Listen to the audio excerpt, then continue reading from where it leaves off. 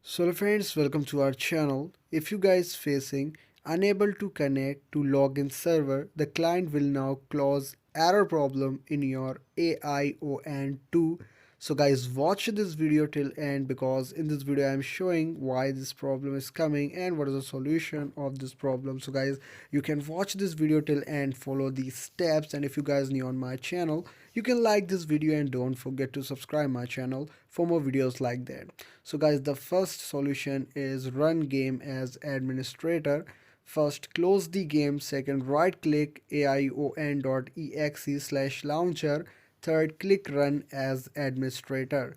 The second fix is allow Aion through firewall. Search Windows Defender Firewall. Click allow an app. Add aion.exe and launcher.exe and allow private plus public networks. Next fix is repair the game client. If you use a launcher with repair files, open launcher, find repair or verify files, run the repair. This fixes corrupted network files.